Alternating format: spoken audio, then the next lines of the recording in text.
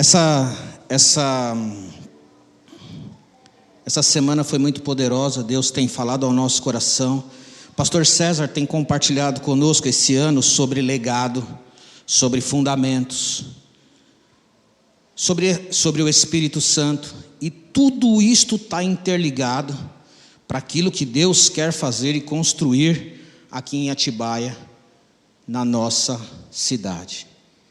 E uma das coisas que, enquanto eu compartilhava ontem comigo, com a Sullivan, sobre essa mensagem, eu falava com ela, e eu queria rapidamente te dar um contexto histórico para você entender o que todas essas palavras que têm chego a nós, para que elas contribuem, e o que Deus já fez num passado recente, e o que Ele quer fazer daqui para diante.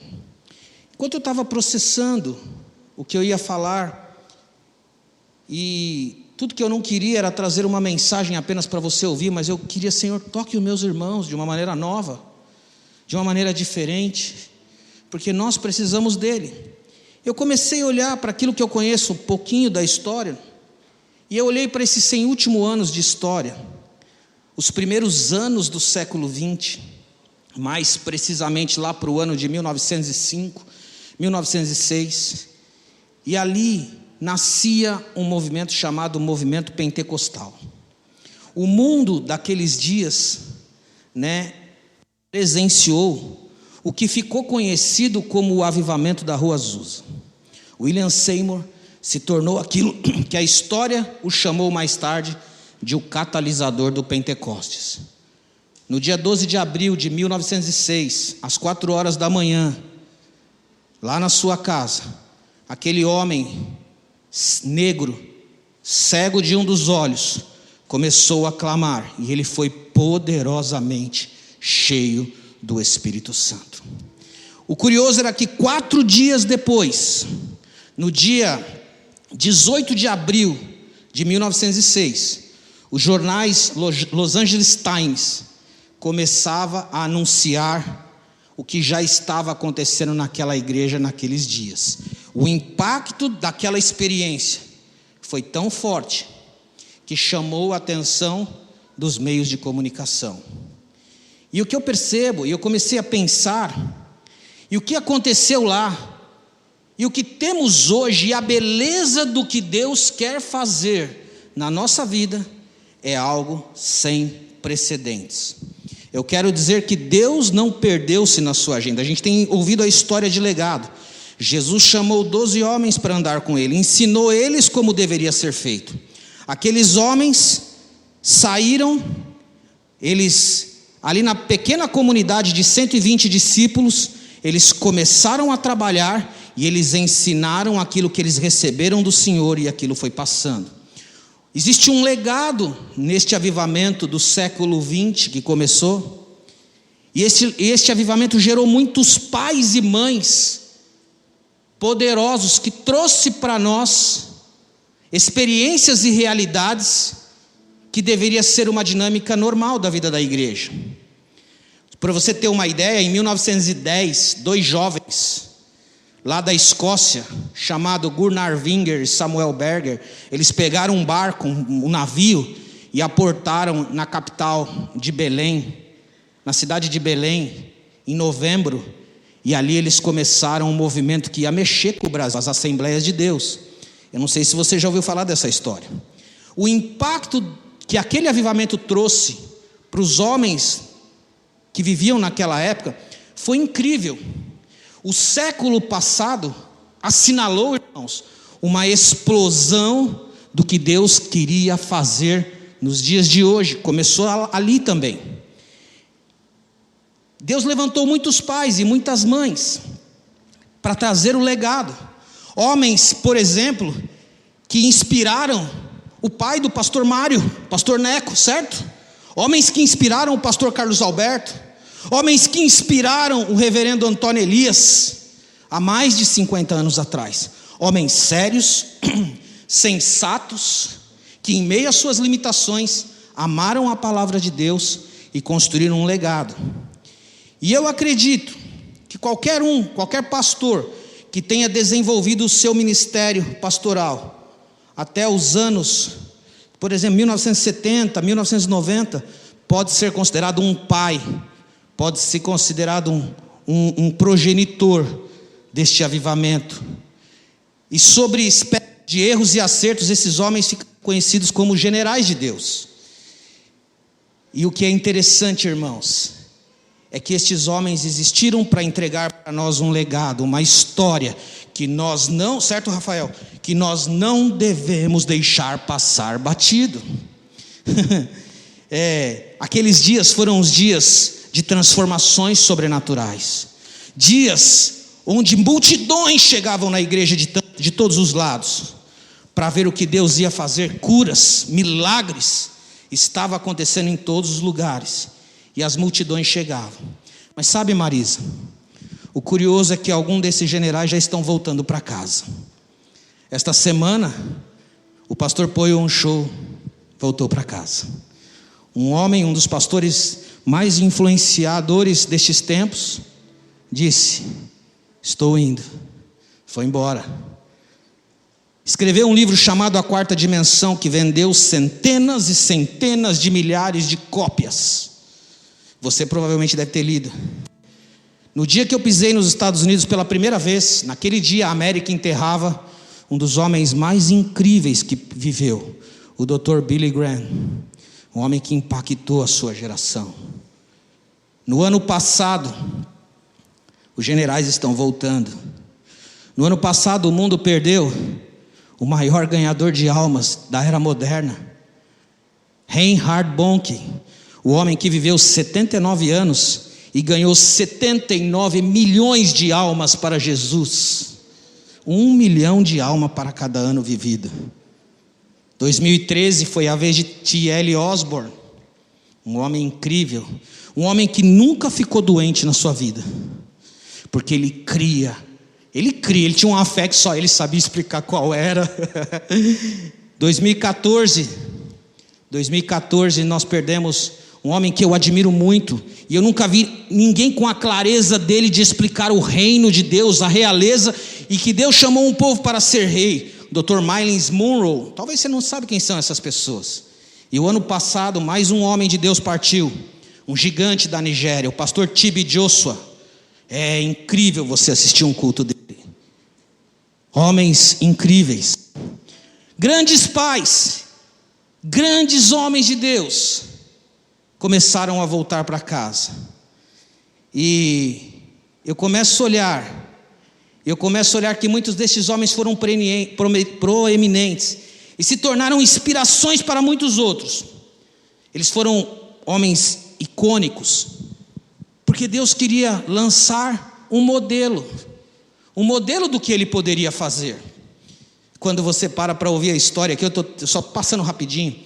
Quando você começa a ver a história, a ler, conhecer um homem como John D. Lake, que ele chegava no laboratório, as pessoas colocavam um vírus na mão dele, debaixo do microscópio o vírus morria. Vai ver a história. Smith Wigglesworth, que uma vez pegou uma mulher do caixão, levantou, colocou na parede e falou: receba a vida em nome de Jesus, e a mulher saiu andando. Esses eram os homens que já passou nessa terra. Catherine Kuhlman, uma mulher que dizia assim: não entristeçam o Espírito Santo, ele é mais real para mim do que vocês todos. Evan Roberts foi incrível. Ele liderou o avivamento galês. Irmãos, quando o avivamento galês terminou, a cavalaria dos homens que trabalhavam nas minas do carvão teve que ser toda trocada, porque os cavalos não conseguiam mais entender a gentileza que eles eram tratados. Os cavalos outrora só sabiam ser tratados, tocados no grito e no xingo e no palavrão. Toda a cavalaria precisou ser trocada. E o último foi Maria Odeweder. Quando essa mulher orava, num período de 25 quilômetros, as pessoas eram curadas.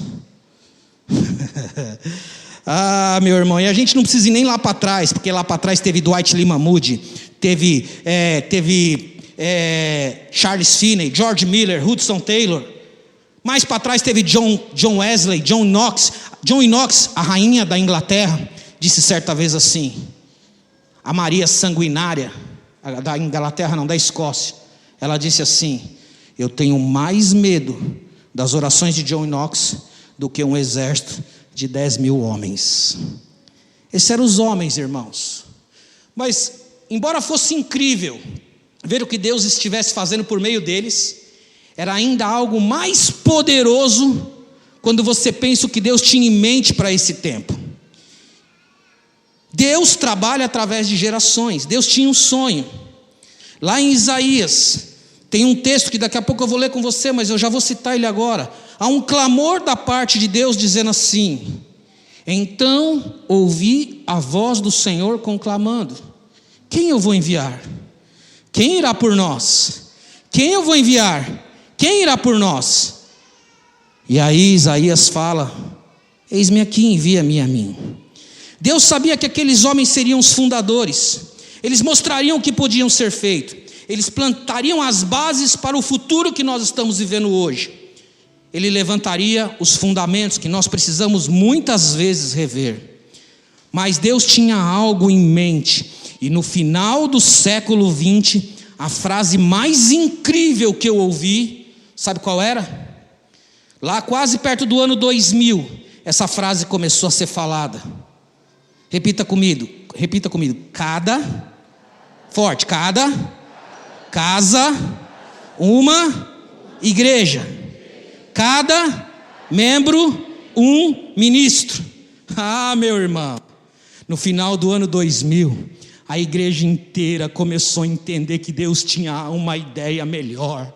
A igreja tinha uma ideia melhor. Cada casa, uma igreja, cada membro, um ministro, porque aqueles homens, eles pareciam ser inatingíveis. A unção que eles carregavam parecia ser que só estava neles. Mas alguém clareou a mente de alguém e disse assim: isso é para todos. Isso é para todos. Isso é para mim e para você. E a revelação que ganhou um impacto poderoso foi a revelação que Deus tinha um presente para os netos deste movimento. Sabe qual era o presente? Sabe qual era, Rafael?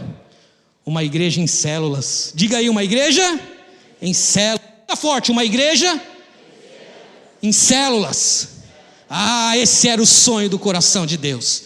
Deus, ele começou a pensar no século seguinte e começou a dizer o seguinte: eu vou levantar uma igreja em células. E a vida icônica dos pais deste movimento pentecostal deveria ser a herança que seus filhos iriam carregar.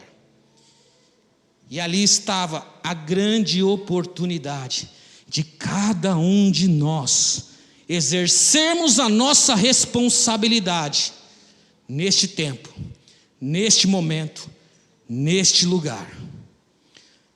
Os heróis da fé do passado hoje mudaram de nome. Eles se chamam Silvia, eles se chamam Gabriela, eles se chamam Davi, eles se chamam Sullivan, eles se chamam Rafael, eles se chamam Vinícius. Diz assim: eis-me aqui, Senhor. Eis-me aqui, Senhor. Mas o Senhor me disse algo. O Senhor me disse algo que eu estava pensando, que se nós crermos nesta verdade, se nós crermos naquilo que Ele falou, que onde estiver 1, 2 ou 3, ali Ele estaria, a nossa vida começaria a gerar uma revolução. E eu quero dizer uma coisa: o século 21 já começou e precisa começar a acontecer aqui e agora. Deus conta com você para este lugar. Não importa a sua idade, não importa quanto você sabe, Ele só quer o seu coração, porque Ele disse que aonde tiver 2 ou 3, ali eu vou operar. Não se trata de você, é tudo sobre Jesus. Você é só a boca, você só é os pés, você só é as mãos que Ele usa para Ele atingir os resultados dEle. E uma das coisas mais incríveis é que, infelizmente hoje, nós nos deparamos com muitas vezes uma outra fotografia. E agora, eu quero me lembrar de Isaías rapidamente. Isaías capítulo 6, rapidamente, e você vai ver aqui, eu queria te mostrar aqui algo.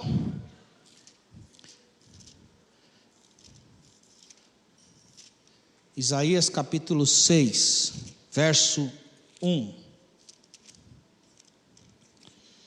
Lasqueira. Aqui. É que o óculos não enxerga, entendeu? Então fica difícil. No ano que morreu o rei Uzias, no ano em que o rei Uzias morreu, o Isaías, ele foi na igreja aquele dia. Ele foi na igreja. A igreja era chamada de templo. E Isaías não tinha uma vida perfeita. A Bíblia diz que ele foi à igreja naquele dia e ele vivia uma vida que todos nós levamos. Uma vida que muitas vezes pode ser até parecida com uma gangorra espiritual. Ali naquele lugar, ele confessa algumas coisas que nós vamos ver aqui e eu quero te mostrar. Ele diz que ele entra na igreja, ele entra no templo e ele tem uma visão. E de repente ele vê o Senhor sentado num alto e sublime trono. E as vestes do Senhor enchiam o templo. E acima dele estavam serafins, cada um deles com 6 asas, 2 cobriam o rosto, 2 cobriam os pés e 2 voavam. E uns serafins, eles falavam uns com os outros proclamando: Santo, Santo, é o Senhor dos exércitos. E Isaías viu aquilo. Ao som das suas vozes e dos batentes das portas tremeram e o templo ficou cheio de fumaça. O negócio começou a tremer lá, encheu fumaça. E Isaías, ele olhou e falou assim: não é uma boa ideia eu estar aqui hoje. Não é uma boa ideia eu estar aqui hoje. Eu quero confessar de Deus. Eu sou um homem de impuros lábios e eu habito num povo de impuros lábios. Sabe o que Isaías estava dizendo? Isaías estava dizendo que ele era altamente influenciado pela cultura que ele vivia ao seu redor. E ele estava dizendo: Senhor, eu não sou melhor que os meus irmãos, eu estou na roça igual eles, e os meus olhos viram um rei, e Senhor, tem misericórdia de mim que eu vou perecer. Sabe, meus irmãos, naquele momento que Isaías entrou no templo, foi o momento que ele viu o Senhor. E ele olhou para si mesmo. A única maneira de nós enxergarmos a nós mesmos com nitidez é quando nós conseguimos ver o Senhor.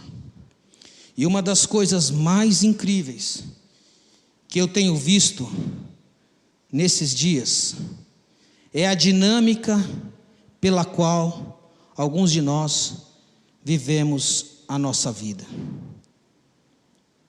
Muitas pessoas que se converteram. Quantos aqui tem menos de 10 anos de vida cristã? Levanta a mão. Levanta, eu não estou vendo. 10 anos, menos de 10 anos. Menos de 15 anos. Quantos aqui tem menos de 5 anos? Tem gente nova.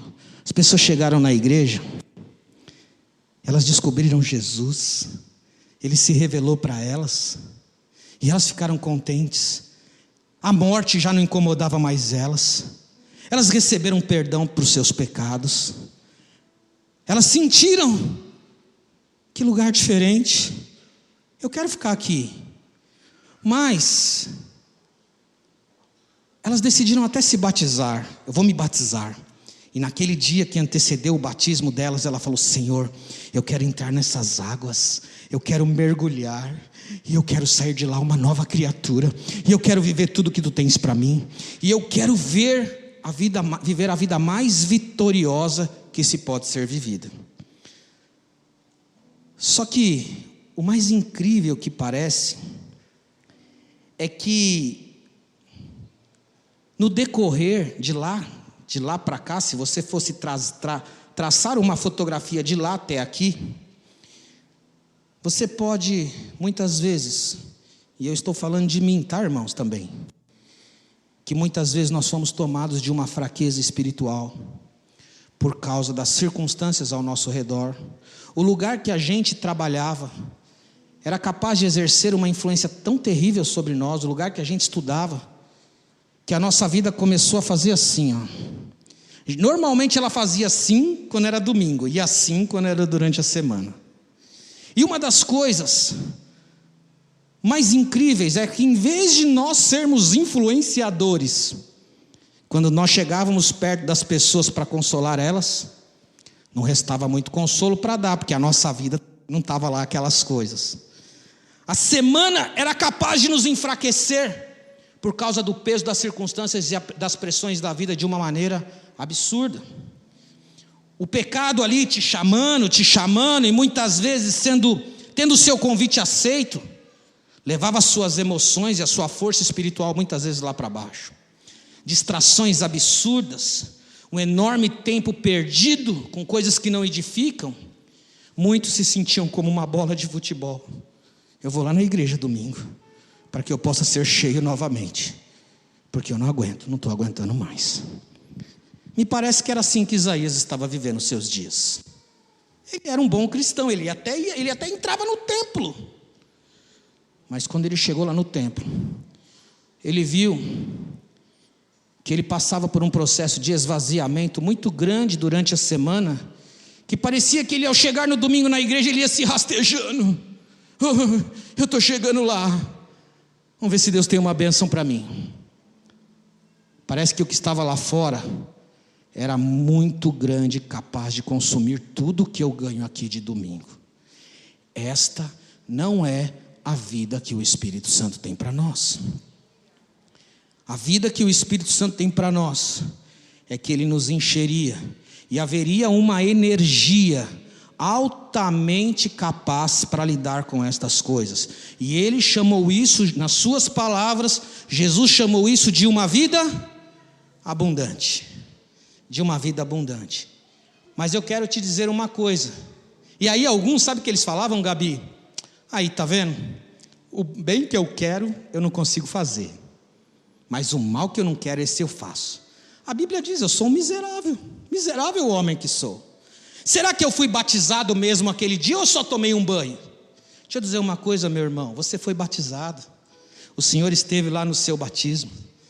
Ele olhou aquilo e falou, é verdade. Mas ali a gente foi convencido do pecado, da justiça e do juízo. Mas nós precisamos voltar e nos lembrar do legado que os nossos pais têm deixado sobre nós. E eles mostraram como deveria funcionar. Sabe? Essa semana eu estava muito lutando para mim compartilhar, se eu deveria compartilhar isso ou não. E eu decidi que eu vou compartilhar. Eu queria que você abrisse em João capítulo 5.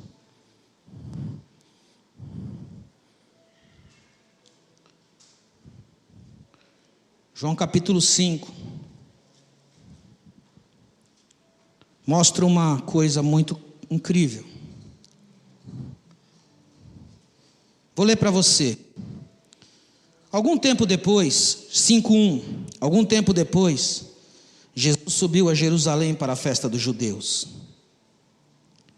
Havia uma festa ali, e em Jerusalém, perto da porta das ovelhas, um tanque, em aramaico, que é chamado Betesda, tendo 5 entradas em volta. Ali costumava ficar grande o número de pessoas doentes e inválidas, cegos, mancos e paralíticos. Jesus ele entrou ali, mas Jesus ele estava ali por causa de um propósito que ele tinha. Jesus ele estava ali pensando numa pessoa que estava ali. Era um homem que a Bíblia diz que ele era paralítico, a gente já vai ler aqui, você conhece a história. E Jesus chegou naquele tanque e foi direto àquele homem. E aquele homem estava caído. Ninguém sabia que Jesus era Jesus. Nós sabemos que Jesus era Jesus, mas as pessoas não sabiam que Jesus era Jesus. Os seus discípulos mais ou menos sabiam. E aquele homem chega perto e fala assim para aquele cara: posso te fazer uma pergunta? E aquele homem não tem perguntas para responder, ele não tem respostas para dar. A vida dele é uma resposta. E Jesus olha para ele e fala assim para ele. Só que peraí, antes de Jesus falar, deixa eu te contar um negócio. De vez em quando acontecia uma coisa extraordinária naquele lugar. Sabe, Marisa, de vez em quando descia um anjo ali e agitava as águas, e de vez em quando acontecia uma coisa extraordinária. Quando Jesus chega para aquele homem e fala assim: você quer ser curado? O homem fala assim: você vai me colocar no tanque? Onde estava a esperança daquele homem? Aonde estava, irmãos? Aonde estava? No tanque. Jesus olha para ele e fala assim, mas antes de Jesus falar, deixa eu te mostrar quem estava lá no tanque. Quem era a turminha que estava lá no tanque? Ali havia grande número de doentes, inválidos, cegos. Tinha gente que não enxergava ali. Tinha gente que mancava. E tinha gente que estava paralisada. Os mancos, os mancos, os cegos e os paralíticos. Os doentes estavam ali. E Jesus olha para aquele homem e fala assim, você quer ser curado? Ele fala assim, não tenho ninguém que me leve para o tanque. Sabe, irmãos, muitas vezes toda a nossa esperança está em pessoas que nos levem até o tanque. Como eu queria que tivesse alguém que me colocasse em um determinado tanque. Mas eu não tenho ninguém. E aquele homem não tinha ninguém. E aquele homem fez daquele lugar a sua casa por muitos anos. A Bíblia diz que ele tinha uma paralisia que levava 38 anos de vida, de existência. E ali eu comecei a olhar. Jesus falou assim para ele, esse tanque não tem nada para você. Olha para mim, você quer ser curado? Você quer ser curado? E aí sabe o que aconteceu com aquele homem, meus irmãos? A Bíblia diz que Jesus disse para ele assim, levanta, toma a tua cama e vai embora. Jesus tocou na vida dele, meu irmão. Muitos de nós temos sido especialistas em arrumar um tanquezinho para a gente ficar esperando algo de vez em quando admirável acontecer. Deixa eu dizer uma coisa para você, esse tanque não tem nada para você. Esse tanque aí que você arrumou para a sua vida, não tem nada para você. Sabe o que Jesus disse? Você não precisa desse tanque, você precisa de mim. Você, Silvia, precisa de mim. Ah, meus irmãos, por que eu estou juntando todas estas coisas? Onde eu quero chegar com isto? Eu quero chegar, nós temos um grande legado, mas a menos que nós olhamos para aquilo que Deus tem para nós, e paramos de olhar para o lugar que a gente quer esperar vir a salvação, nossos lábios nunca serão tocados com uma visão de Jesus clara, dizendo, pode ir que eu sou com você. Chegou a hora de você abandonar esse tanque. Deixa eu dizer mais uma vez claramente, você precisa só de Jesus. Você pôs a sua esperança em quem? Nos homens? Nas pessoas? Nas circunstâncias? No seu trabalho?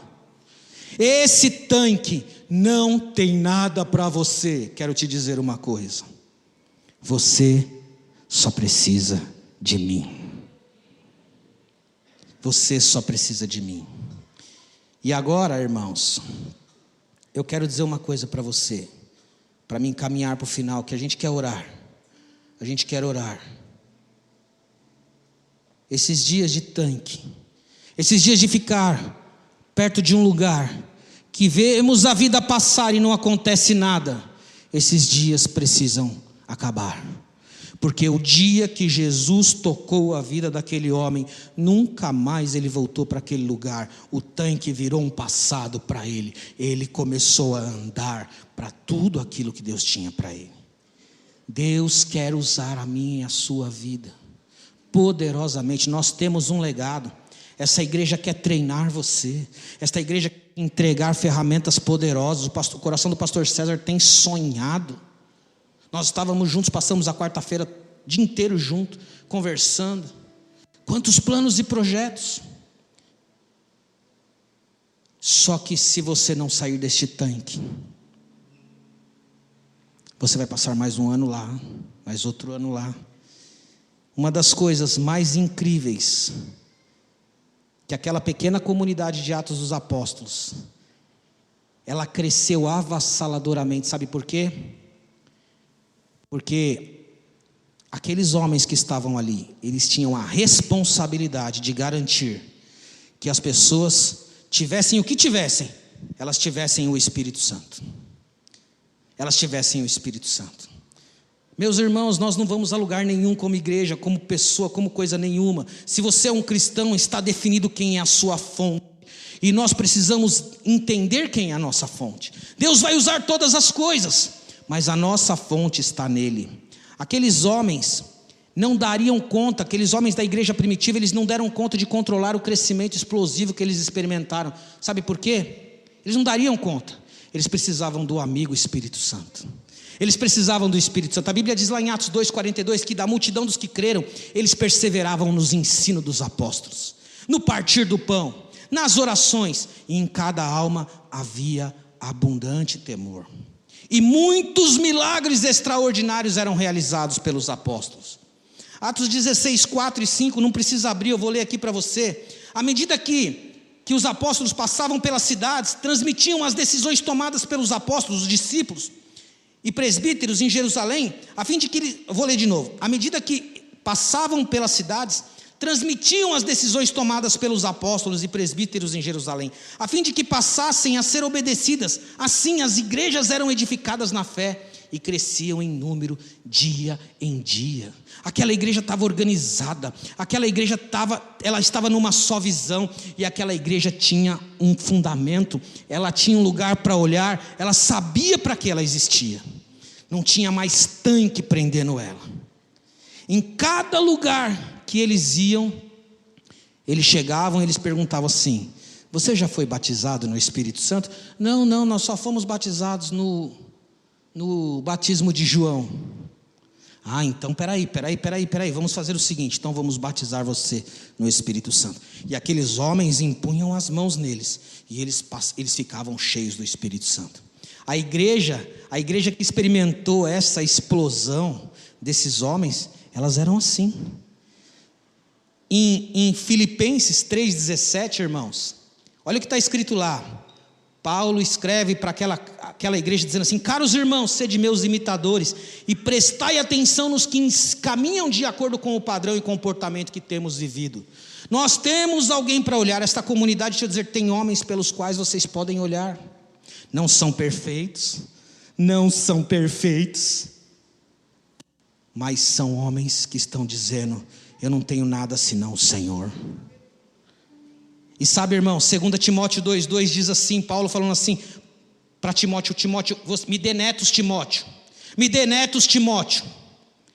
tu, filho meu, Timóteo, fortalece-se na graça que há em Cristo Jesus. E o que você ouviu de mim, Timóteo, o que você enviou de mim, o que você aprendeu, o que você viu, Timóteo, confia a homens fiéis, capazes de ensinarem a outros. Em quem você está aplicando a sua vida? Não importa se você é uma senhora de 50 anos, de 60, de 70, Deus tem algo na sua vida que Ele pode derramar sobre as outras pessoas. Uma das coisas mais incríveis é que as multidões vão começar a chegar, irmãos, mas elas não vão caber aqui. Elas vão precisar da sua casa, da sua. Vai precisar da sua, Nádia. Nádia se casou agora lá, ó, que linda. Ontem foi aniversário dela, depois você dá os parabéns para ela. Deus vai precisar da sua casa. Você pode dar a sua casa para Deus? Nós estamos nos preparando para uma retomada. A pandemia está acabando, irmãos. Dê um aleluia. As nossas casas, nossos GCs vão voltar. Nós não podemos estar paralisados mais. O Espírito Santo quer nos encher. Ele quer transformar a nossa escola, a nossa casa, a nossa faculdade, o nosso trabalho. Lá quando você for fazer a sua unha, Deus quer te dar uma palavra para entregar para aquela mulher que vai mudar a vida dela. Só que eu quero te dizer uma coisa: você pode deixar o bonde passar, mas Deus vai levantar homens e mulheres aqui nessa igreja comprometidos com isso, para ver o que Deus vai fazer nesta cidade. As células jogam logo, certo, pastor César? Vão começar, não vão? Vão começar em breve. Nós vamos ter células, vai haver treinamento, vai haver capacitação, vai haver unção sendo distribuída para você. Você vai ter as ferramentas, mas você precisa querer. Você precisa parar e romper definitivamente com essa vida de chegar aqui domingo rastejando Existe uma energia do Espírito Santo sobre a sua vida. Uma energia. A sua célula vai ser um local que vai atrair a presença de Deus. Atrair a presença de Deus. As pessoas não se preocupam se tem 10, 15, 2 ou 3. Ali eu estou no meio deles. 2 ou 3 é o suficiente. Se cada um aqui tivesse 2 ou 3, nós já não cabíamos nesse prédio. Eu quero te dizer uma coisa: não há nada que você precise como talento para isso, que Deus não está desejando derramar sobre você para ter. Senhor, eu não sei falar. Tá bom, filho, eu vou te entregar palavras. O Espírito Santo, meus irmãos, Ele quer mudar a história da nossa vida. Sabe, a sua célula vai ser um local de transformação de vida. Todo mundo pode ter uma célula de 2 ou 3, de 4, de 5. Basta você chegar de manhã e falar assim: Senhor, eu te convido para ir ao trabalho comigo. Me mostra as oportunidades. Senhor, eu te convido para entrar no supermercado comigo. Senhor, eu te convido para ir na feira. Lá vai ter pessoas. Me usa para dar uma palavra. Esses dias aconteceu um negócio bem engraçado. O Rogério foi almoçar, meu amigo Rogério, ele foi almoçar aqui no restaurante, aqui na Lucas. E ele chegou lá e ele viu uma mulher com a camisa da Nossa Senhora da Aparecida. E a mulher estava com uma tala na perna de fora a fora. Ele estava ali almoçando.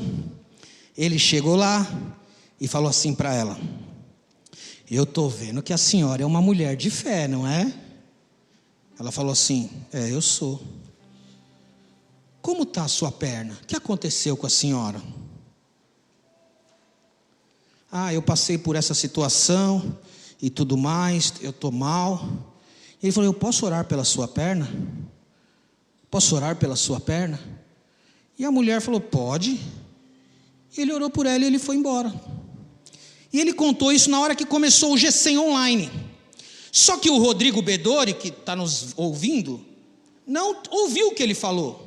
E na hora que estava terminando, ele precisou sair. Aí o Rodrigo falou: tem um negócio para contar para vocês. Eu falei: o quê? O Rogério já tinha saído. Ele falou assim: cara, eu encontrei uma mulher.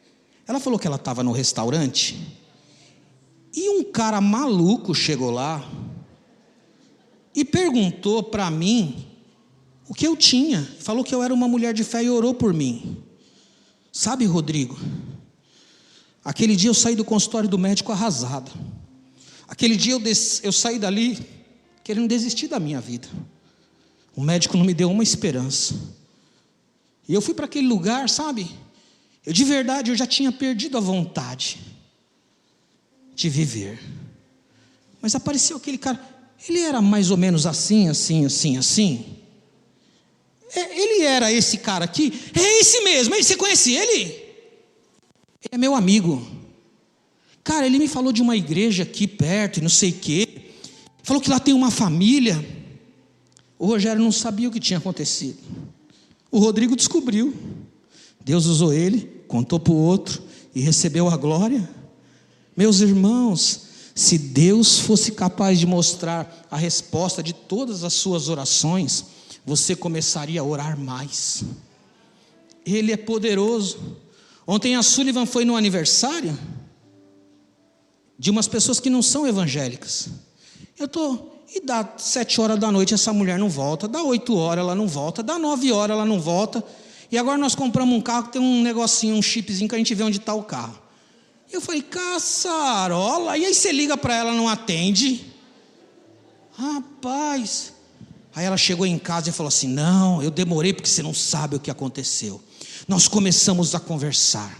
E eu comecei a conversar com aquelas mulheres. Elas começaram a contar. Daqui a pouco nós estávamos orando juntas. E aí Deus começou a se manifestar. Elas começaram a chorar. E Deus foi incrível. Não foi, amor, que você falou? Onde tiver 2 ou 3, Deus pode contar com a sua vida. O Espírito Santo, meus irmãos, Ele é lindo. Ele nos ajuda a achar vaga de carro. Ele nos ajuda a estacionar. Ele nos ajuda um monte de coisa. Mas esse testemunho não é o que Ele quer nos dar não, tá? Ele quer nos dar testemunho maiores. Ele quer nos dar testemunho de que com uma palavra, não é a sua palavra, é a palavra do Pai. Você só vai falar, não é você que vai fazer o milagre, sabia? Não é você, não, esquece isso. Você vai dizer assim: Senhor, eu declaro um milagre na vida da pessoa e deixa com Ele.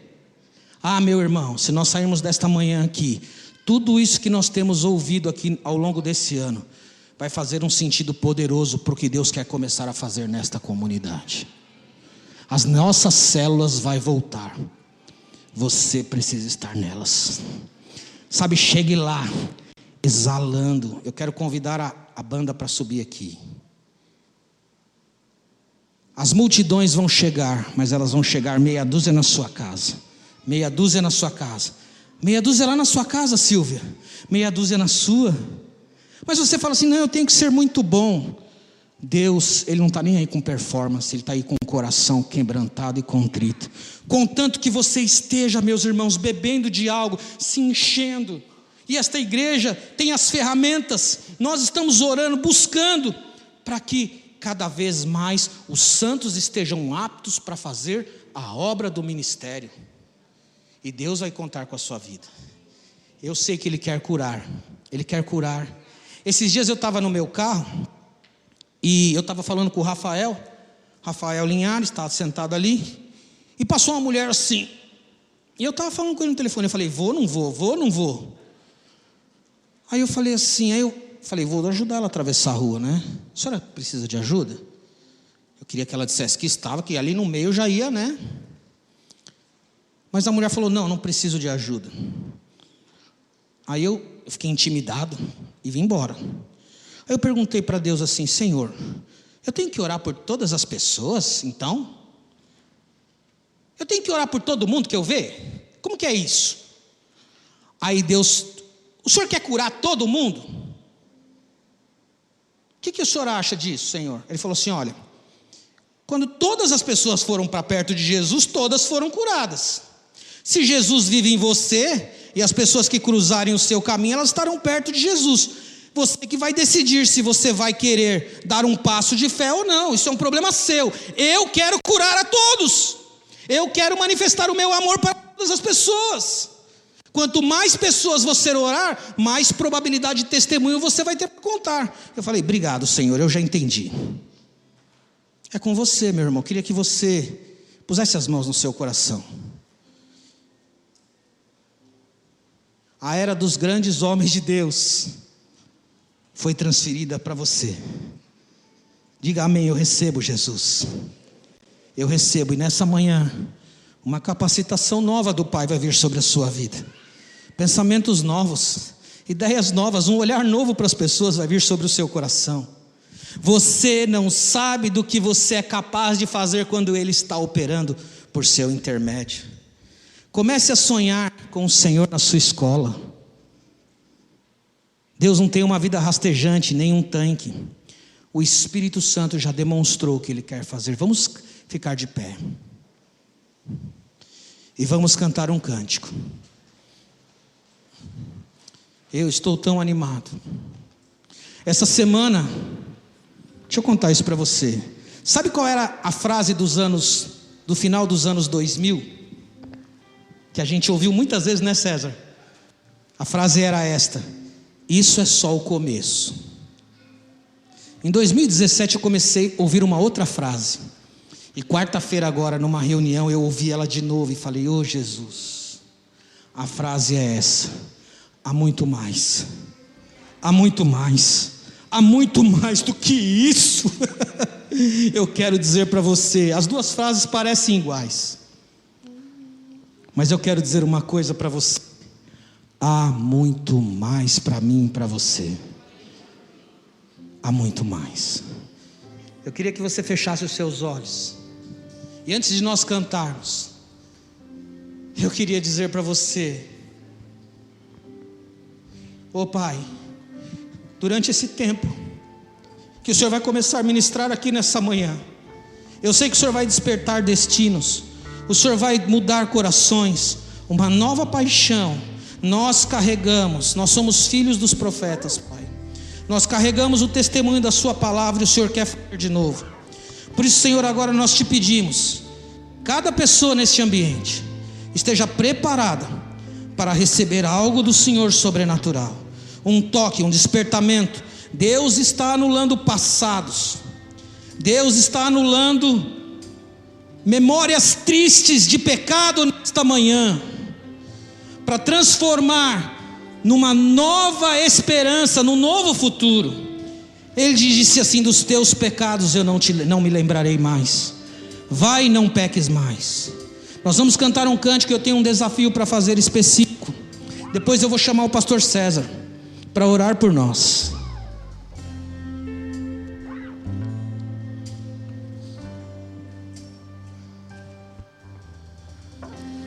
Tu és tudo que eu mais quero.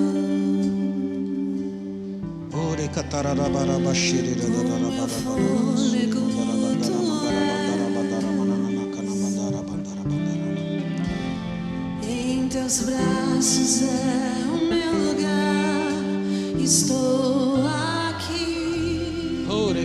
Estou aqui.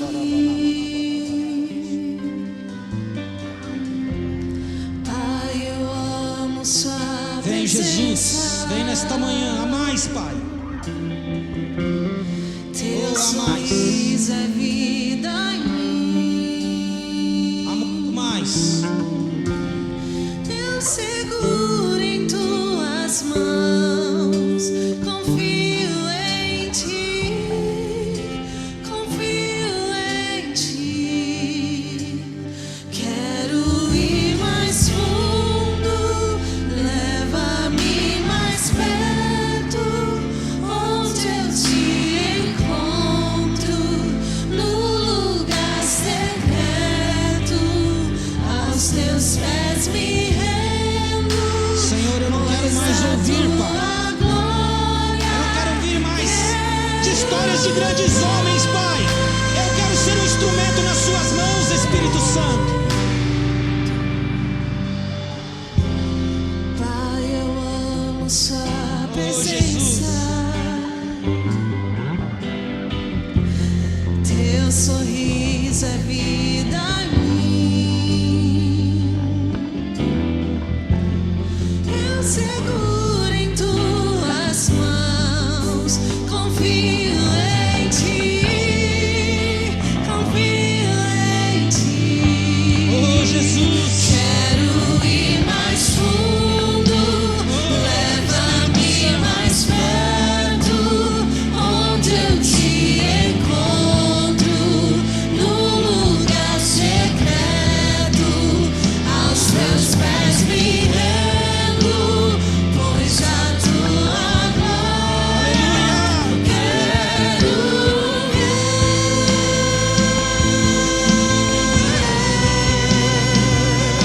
Tudo que eu mais quero é te ver. Me envolver com tua glória e poder. Tua majestade é real. Tua voz ecoa em meu ser. Tudo que eu mais quero é te ver. Me envolver com tua glória e poder. Tua majestade é real. Vem, Tua Jesus. voz ecoa em meu Vem, Jesus. ser. Vem, Jesus.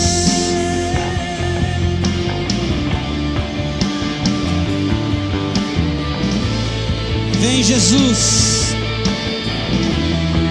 Vem, Jesus. Vem, Jesus.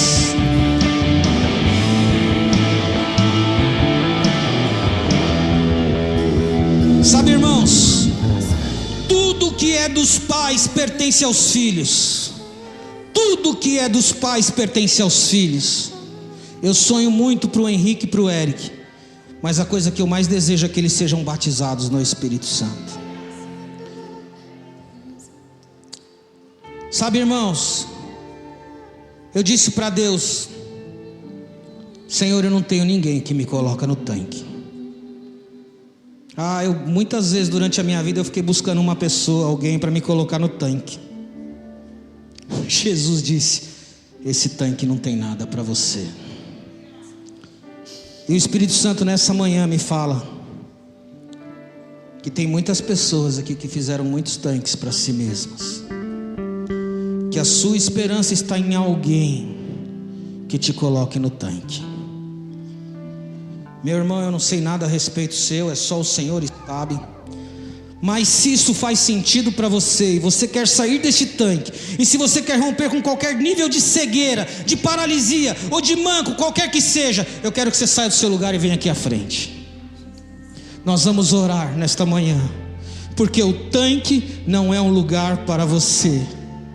Eu passei muito tempo no tanque, eu não quero mais tanque. O Senhor me falava, o tanque